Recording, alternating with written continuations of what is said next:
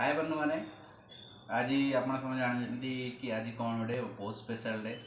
आज ओडिशार माने समस्ते दिन टाक सेलिब्रेट करते भल भाव। तो आसतु आज 20 मार्च पखाड़ दिवस ये सब ओडिया मान गोटे गर्व दिवस।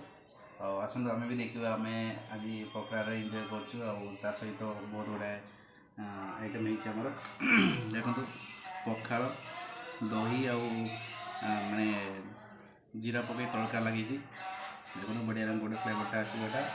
करला आलू भजा सॉरी करला भजा ये कौन कहते आप बड़ी एटा बड़ी एटा हूँ बरा बेसन बड़ा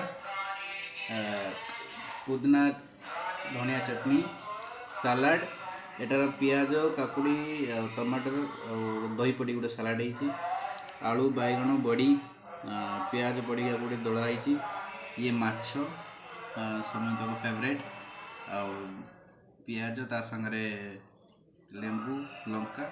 चलो आसतु देखा टे लुण पकेबा लुण पड़ी कि नहीं देख जानी टे लुण पकईकि बस टे टेस्ट करवा ये बात मो एकला खाइबी मो मिसेस भी अच्छी सी भी खाइबे।